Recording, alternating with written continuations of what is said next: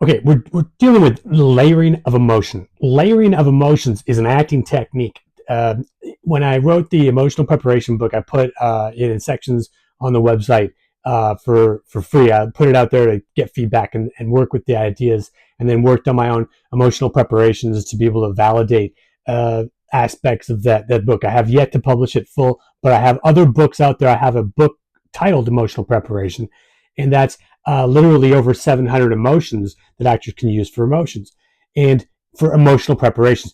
The topic of layering emotions is the ability to be able to use acting techniques to be able to, one, on a single emotion, determine the depth of the actual emotion. We're dealing with the ability of being able to find and activate the depth and almost be able to, as a tactician, be able to figure out how deep you go with your emotion on any single emotional range. Now, an emotional range is exactly that. It's a frequency. You're getting into a resonance, you're getting into a frequency with your emotion to be able to do that. The second way is how to be able to layer using multiple emotions. And this is where, human growth, human development, actor development, actor preparation, all of it comes into play. It's incredible. Look, my name is Simon Blake. I've written over 6 acting books and all kinds of things, and I have run emotionalpreparation.com. I've seen over 8,000 acting classes. Yes. So let's get into this. Emotions are these things that are beneath feeling. We first have to constantly remind ourselves. Now, I've been working with emotional preparation and techniques with emotional preparation for way over, I think it's like 28 years or something. So it's been a while. And the ability for the actor to be able to find that specific range of emotion often rests in their inability to be able to activate the emotion. The emotion is beneath the feeling. The feeling is the inclination, the tinclination. The first thing that you have is the thoughts. You have your thoughts, ideas, then you have feeling. Then when you go deep enough into the concept of an emotional range, then after the feeling, after the inclination, you get to be able to activate the emotion. Well, now when we're dealing with the layering of emotion, we have to understand that this is incredible. This is how we dive into every type of range of emotion, every type of range of, um, of ourselves. And this is how we're able to be able to find the materials that are needed for the ability for the scene work. So if the scene work is like, for instance, desperation, disempowerment, or dismay, you want to be able to find the right type, the right resonance of dismay, the right frequency of it. You want to be able to activate yourself in that specific range in a skilled way. Now, we must understand that we are leapfrogging ourselves forward interacting. We are literally igniting our own talent engines when we're dealing with these concepts of layering emotion. Typically, an emotional preparation would be getting a single range of emotion. However, when we're dealing with getting a single range of emotion, we need to learn the emotional technique of layering emotion because we want to be able to make sure that we are working beneath the feeling level. We want to be able to know that we're actually igniting the engines of our emotions. And emotions are something that will always come back during the interaction. Feeling might not come back during the interaction. It's the difference between mild flirtation and whether or not there's something that's meaningful. So we're looking to be able to get the meaning. When we get the meaning of something deep enough, it's often going to require us to revisit and use the techniques of layering emotional preparation. We always have to remind ourselves. I remind myself of so many great lessons over and over and over. And the more I work with it, the better and better, more talent I get. The last step of emotional preparation is activation. You've got to activate the emotion. You've got to have a resonance with it. You've got to be able to have a frequency with it. It's going to be something that's going to be visceral. That's what we're going for. And then we understand, I have to preface this, and then we're going to dive into this. We have to understand that we take our emotion, we're activated, we're lit up in whatever that range is. Could be conformity, confusion, curiosity, defeat, defiance. We're struck with defiance. Great. We have defiance figured out. We've got that activated ourselves. And then when we actually do our acting scene, we've got to be willing to have the experience of the other actor in us for us to be an effective actor within the acting scene.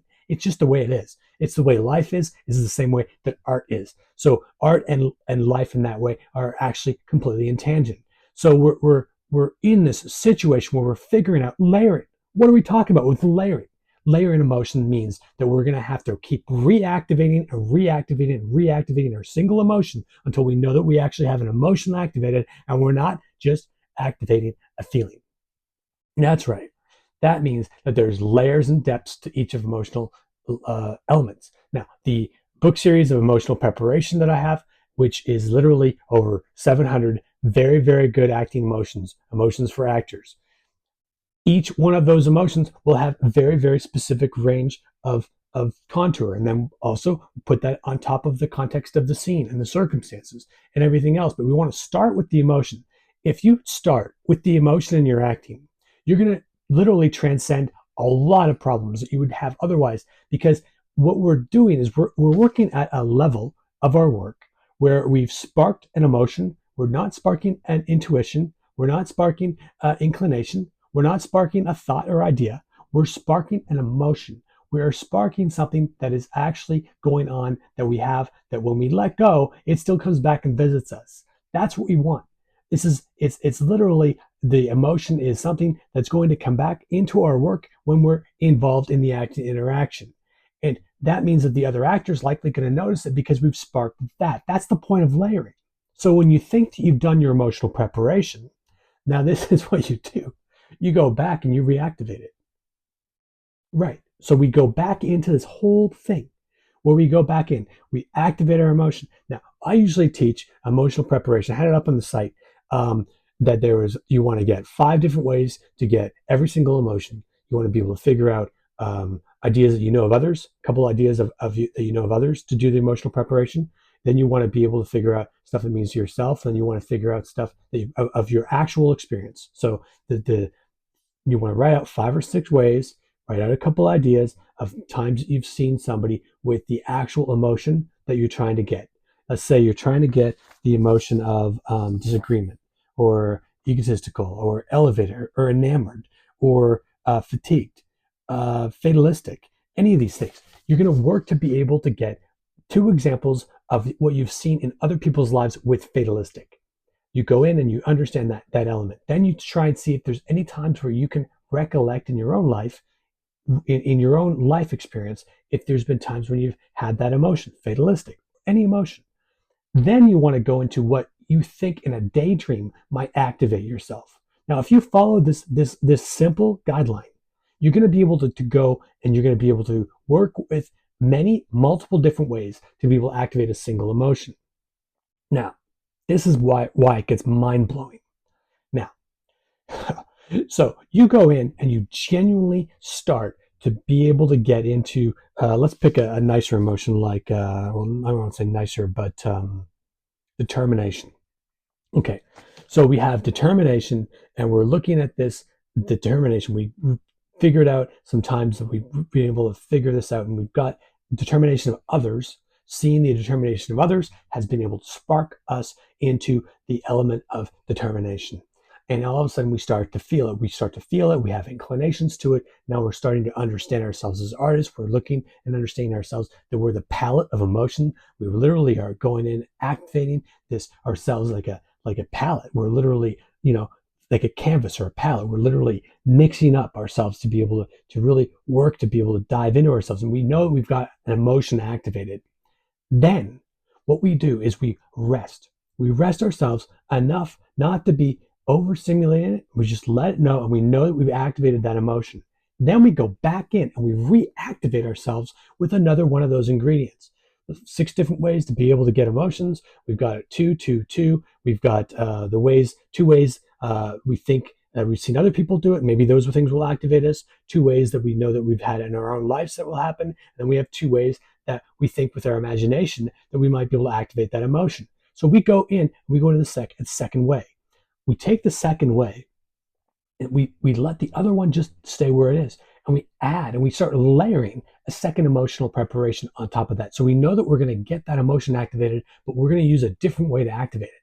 So we literally let the first emotional preparation just be there. It's going to be living, it's going to be working, and we start to focus ourselves to be able to activate the same emotional range by a second avenue, or a second technique, or a second way or a second activation of that emotion. That is what layering techniques is for layering emotional preparation.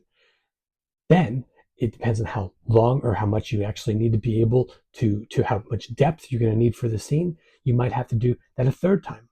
So then you go into one of your daydreams, and you go into one of your daydreams and you knock it out of the park, and you get this overwhelming feeling, the emotion. The emotion is desolation. You've got the desolation active in yourself, and now you put your attention and you forget about your emotion completely, which you don't need the emotion in your head at all because it's already inside of your body. Everything's resonating with you. You already got it activated. Now you go in and you work on the acting scene. You go into the acting scene, and I guarantee you that the actor's going to notice that you've got desolation inside of you. That's layering, acting, and activating the emotion. You're literally layering more than one technique. So you're not stuck in your head saying, well, this thing's this and this is this. We're working with being able to do multiple activations on the same emotional range. Now, that's the first one. The second one is going to be able to, and I do have to do this, check out Reasons to Knock at the Door. This is actually 2,300 reasons to knock at the door. And you can use these techniques. I suggest working about an hour a week on maybe 1 to 2 hours a week on knocking on the door. You can do this actually by yourself, but you can actually also better to be working with people if you're able to. But if your acting partner doesn't show up, you go ahead and you keep rehearsing. Now, the multiple emotions, you might use the same technique of layering the emotions with, say, you use the emotion of desolation and you activate it, you layer that emotion. Now you're layering more than one emotional range.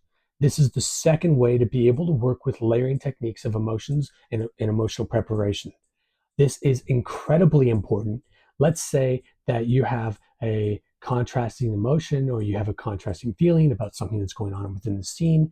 You're going to have to use the acting technique of layering one emotion. So you do emotional preparation and emotional activation for one emotional range.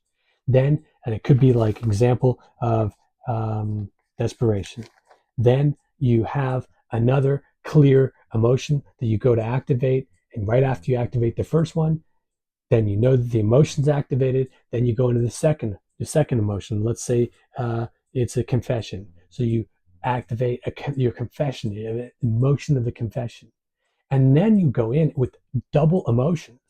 So you've layered two different emotions together. And then what that's going to do is that's going to ground all your dialogue. It's going to ground all your speeches. It's going to ground everything that you're working on. It's going to ground your mannerisms.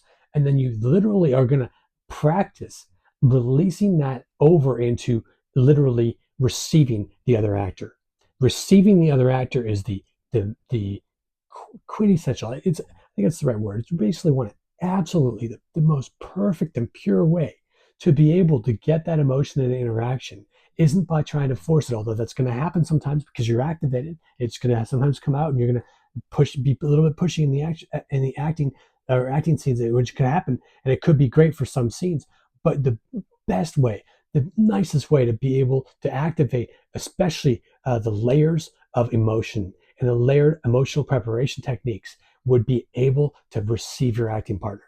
Once you receive your acting partner, every single thing inside of you is going to pour out of you.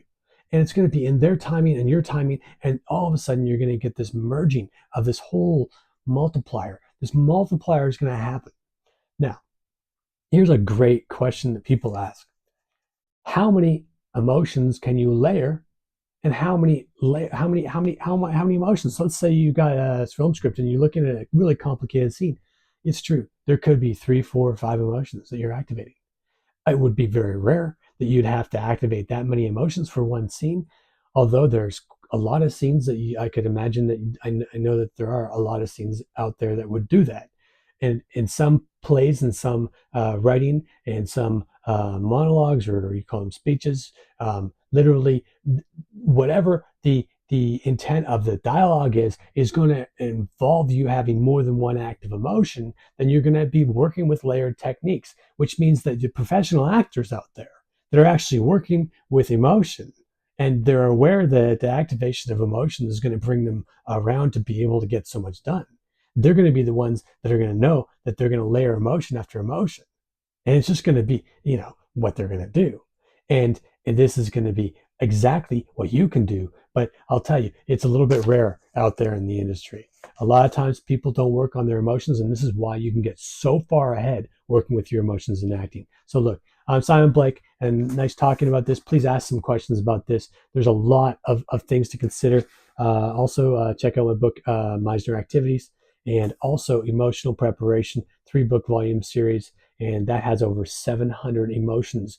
And you go through each one of those pages, and you go through and you can see if you can identify each one of those emotions in yourself. But don't kill yourself. Literally be gentle on yourself when you're dealing with these emotions. You really want to be gentle and kind, because a lot of times these emotions can, like, literally, oh my God, they can just bottom you out, and they can exhaust you. And that's the reason why I use that word. So it's like it's just incredible to be able to understand that you be gently able to go into these emotions. You're going to get them activated, and then we're going to talk about ways and process to get yourself out of them after your acting interaction. All right, thanks a lot.